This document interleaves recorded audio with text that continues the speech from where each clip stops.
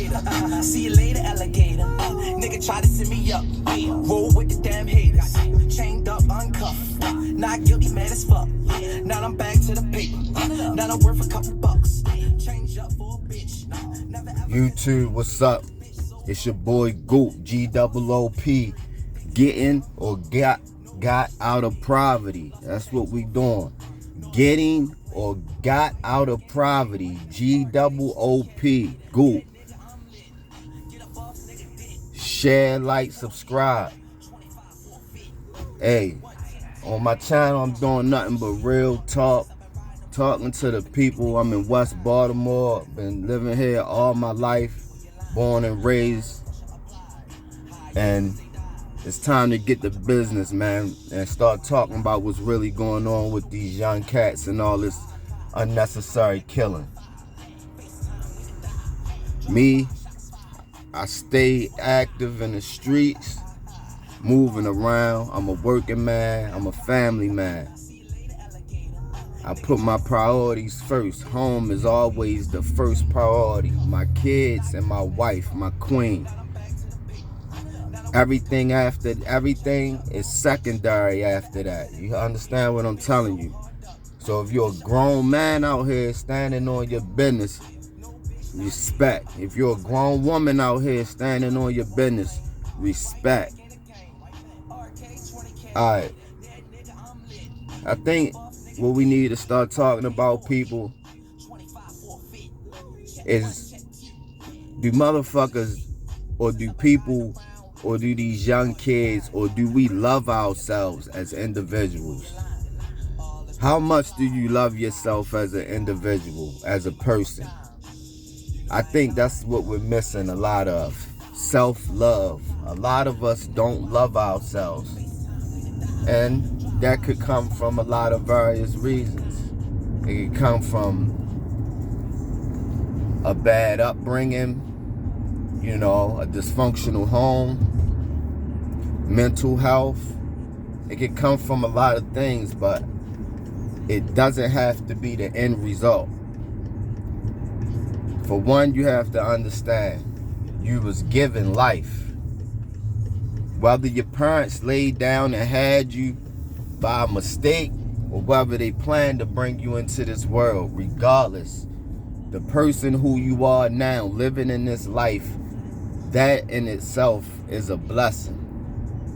What you do with this life now is up to you. Now, we all know we have free will, which means consciously,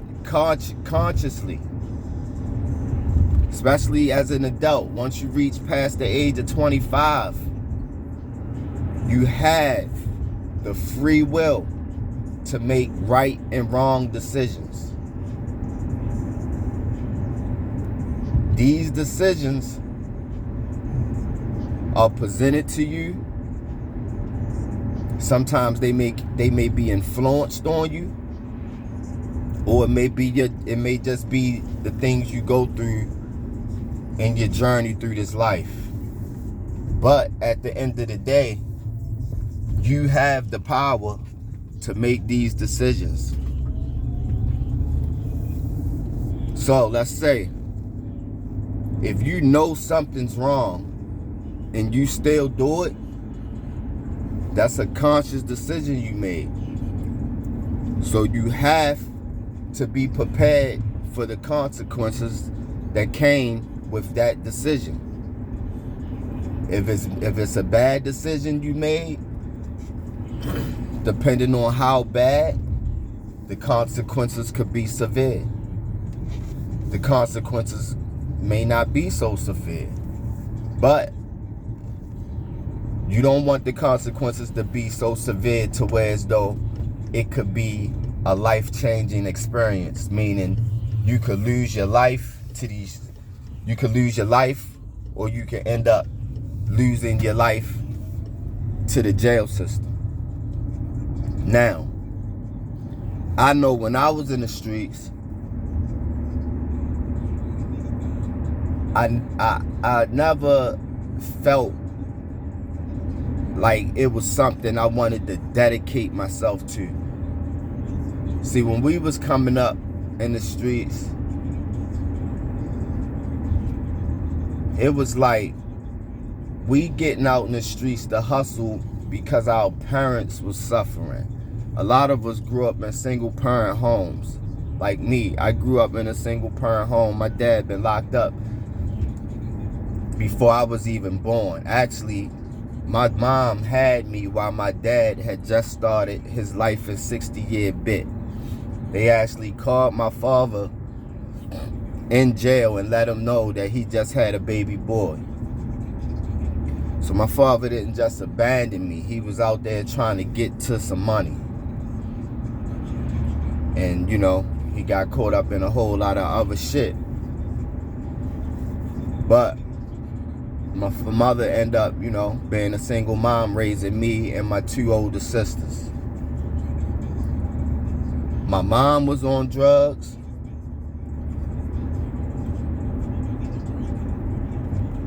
My oldest sister, once she got, you know, introduced to the street life and messing with a bunch of drug dealers and being involved, she ended up losing her best friend due to her best friend and her best friend's boyfriend. They up all night smoking crack. And my sister ended up leaving and coming home. They lived right across in the other building from us. And actually, my sister's best friend, she had a son, which was my best friend. So that morning, I'm in my bedroom sleep. Everybody knocking on my door, waking me up. My mom coming in. She say, Miss Brenda, they just found Miss Brenda dead in the closet.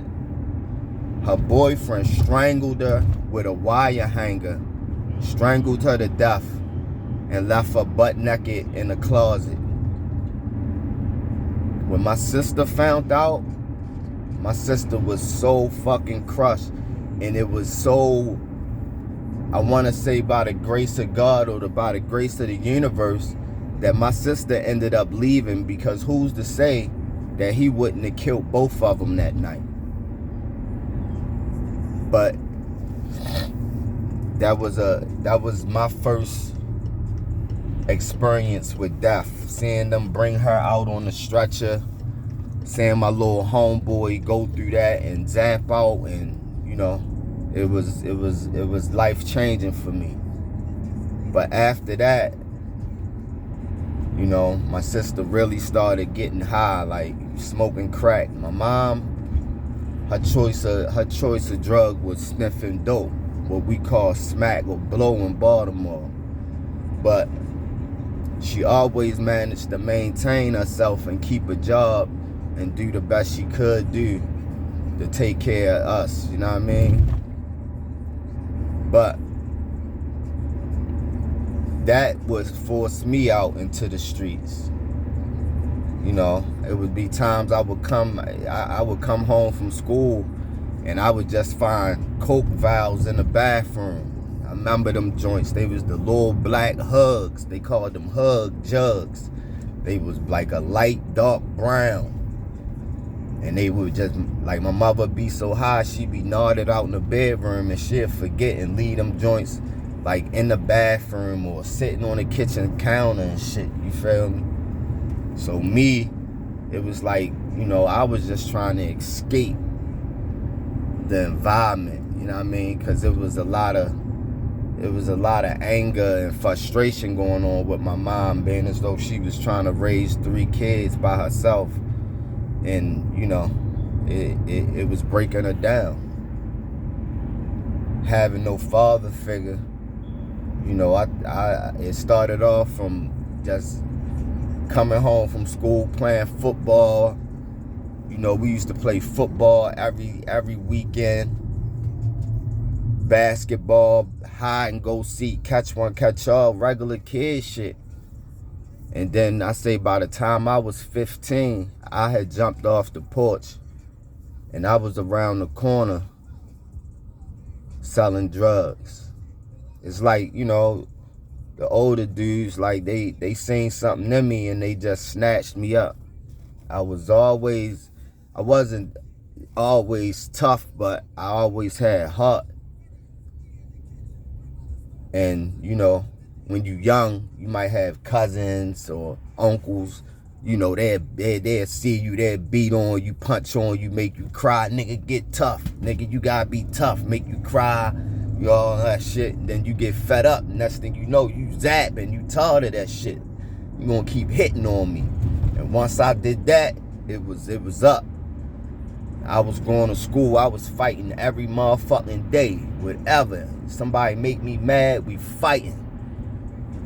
So we was fighting. And we didn't have gangs back then. We had neighborhoods. We repped our neighborhood. And the neighborhood stuck together. But that was my introduction to the street. So from 15 to, I want to say 27, 26, damn near 30 years old, I was in the streets, back and forth in jail, in the streets, doing everything you can imagine. I did it. You know what I mean? But I always had a feeling and knew like that was something that I didn't want to do for the rest of my life. You know what I mean? Like, I didn't, especially at the same, you know, my few of my homeboys get killed right in front of me, or coming to a crime, getting a phone call, niggas, yo, Reese just got killed. He was sitting out on the steps, 1 o'clock in the morning. One of the neighborhoods we beefing with, niggas come through, shoot the steps up.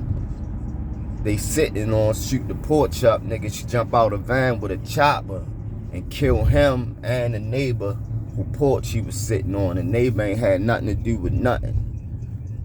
At the time, I was on the run, so I was staying with a female, and that's how I got the news. But yeah, man, it's deep, man. Like,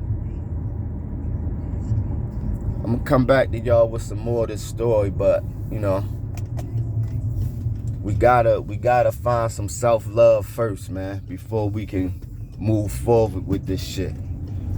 But this your boy Goop, man. I'm gonna come back to y'all, share some more of this story with y'all.